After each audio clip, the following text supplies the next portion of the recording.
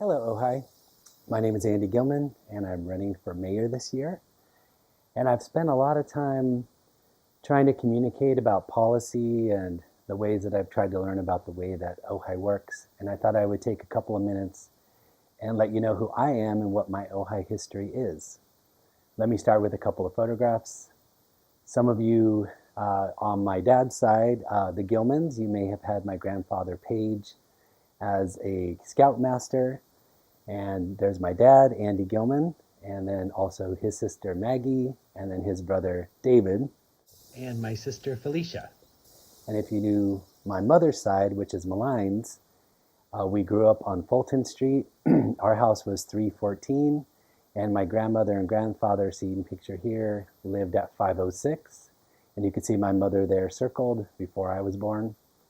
So I had a large family, lots of people on both sides, and it was a great place to grow up. What you see now is a photograph of my parents getting married at what is now the Ojai Museum. And what you see now is this is my wedding to Portia in 1993 at Camp Comfort, so way back then. And then this is a photograph of my second marriage to Kate Kamaiko, another longtime Ojai person. This is 2019 at Taft Garden. And we had kind of a extended ceremony, so it was Taft Garden, the next day hiking in the Sespe, then a dinner at the Ojai Retreat, and then finally a big dance party at the Ojai Art Center. These are my three kids, Nikki, Sinead, and Noah, and now I'm a grandparent of 1-year-old Ezra, Nikki's son, and I couldn't be more thrilled about having this wonderful family together. And I'd like to take a minute now and talk about my work history in Ojai. I'm going to start as far back as reasonable. When I was 12, I started cleaning carpets with my uncle's carpet cleaning business here in town. Then at 13, people used to work earlier then in those days. When I was 13, washing dishes at the Gables, was called Gray Gables then. Some of you probably worked there before. Then I had a short working time at the cable company on Bryant Street. My mother worked there too, changing some of the hardware on some of the telephone poles around town. And then at 16, cooking for Sea Fresh. And for those of you who were here then, Sea Fresh was the building in the middle. And on the left-hand side was the hitching post, and on the right-hand side was Joel's Ice Cream. And that was a lot of fun. At 17, I was serving at Wheeler Hot Springs. And then a couple years later, there was behavioral science technology, which started on Matilaha Street, kind of by Java and Joe's. And we had offices sort of all over town. And finally, the building was built on Bryant Circle, which is still there. And here's a picture of that. And so I was at BST for 18 years. I did graphic design, writing, communications directing, and then helping clients with their communications. So I got a lot of experience there. And I also had a chance to raise my family and get 2 degrees while I was there, which I'll talk about in a minute. But it was a wonderful experience, and I continue to cherish that time. In 2009, I worked for Theater 150 in Ojai, trying to stabilize the theater and make it financially viable. It's where Hip Vegan is now and the Sane Living Center. So that was also a wonderful experience, and I saw some of the best theater I'd ever seen, including The Winter's Tale, which we built an outdoor set where the community farmers market is now at Ojai Unified. So really amazing experience for those of you who were a part of that. In 1998, a group of us started Great Book Seminars in Ojai, which became the Agora Foundation in 2006. And I became the director of the foundation. And the foundation has produced 1,000 Great Book Seminars since 1998. And those subjects vary a lot. They're from the East and the West, the most influential books. That could be theology, philosophy, political science, math and science, natural science, literature, and so on. So we read all the things that we find influential, and we say that the teacher in the room is the author, and our job is to try to understand what the author is saying. So I've either led, co-led, or been a student of all of those seminars, nearly all, and I feel so lucky to have that experience. It's a secular organization that also trains teachers how to use this approach in their classrooms. And then that leads to something that we've been doing since 2014, and that's the Ojai Chautauqua project that is promoting civil discourse on complicated subjects. So we've done 35 events since 2014. Those were public panels on water in Ojai, tourism, cannabis in Ojai, housing, several on education.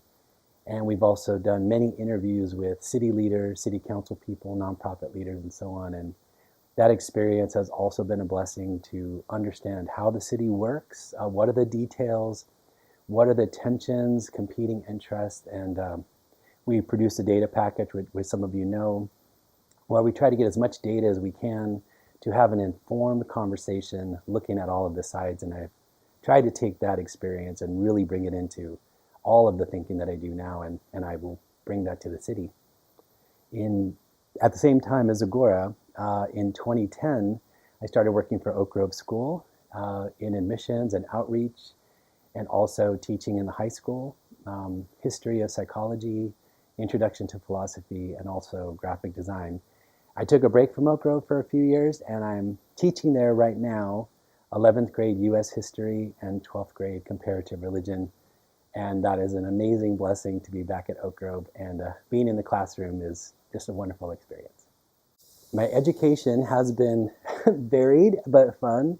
At Topa Topa, went to Matilaha. I went to Nordhoff and did okay there. I ended up going to Chaparral to make up some credits, and I graduated early and started going to Ventura College. And then, as I mentioned a minute ago, working at BST, they afforded me the opportunity to get 2 degrees while I worked through and had a family. So my first degree was in art at California Institute of the Arts in Valencia, so I commuted from here. And then the second is a graduate degree from St. John's College in Santa Fe, which is very much that great books approach. And that's really changed my life in such big ways, those 2 degrees. And I've tried to reflect that kind of education that I wanted for my own children, being a part of the start of Ventura Charter School and being on the board there. And it's been just really wonderful, wonderful experience. And I want to mention the nonprofits that I've worked on, either been on their boards, their advisory committees, or donated my time or money to those things. And there's so many, and I wish I could do more, but there's the Ojai Storytelling Festival, the Land Conservancy, the Defense Fund, Food for Thought, the Chamber of Commerce, Help of Ojai, just to name a few. There's so much good work that is happening here in Ojai, and I've tried my best to contribute to those things and protect what we have here in our valley, which is what our city and our nonprofits spend so much time on. And I encourage everybody who is not involved or comes here new, this doesn't happen by itself. The beauty that you see here, the community, it takes our effort to pull these things off. And one of the things at Oak Grove that I really enjoyed was I was the director of Ojai's Earth Day Festival there for many years, and working with the Green Coalition, the Land Conservancy, and Food for Thought, that we all partnered on that event year on year. And it showed me what is possible when nonprofits get together. And I'm seeing a real opportunity here now, especially with OUSD, Ojai Unified, and their board and staff, that there's a real change in the air now, a real sense of possibility of the kind of work we can do here to sustain and improve the quality of life for all of our citizens here, and I'm very excited about that. I want to conclude with this.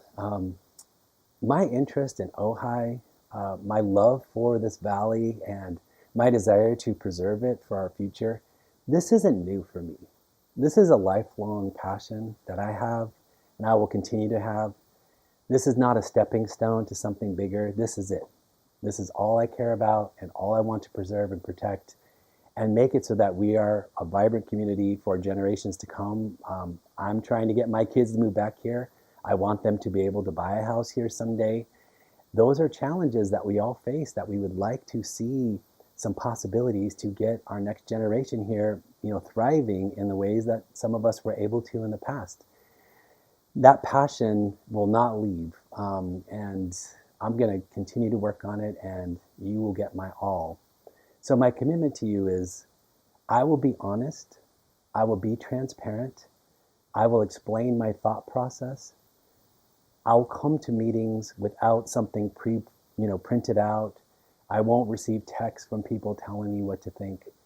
I will listen carefully and be as unbiased as I possibly can be to hear all the sides and try to respond in a way that is thorough and seeking a kind of a compromise in what is in the best interest of our city.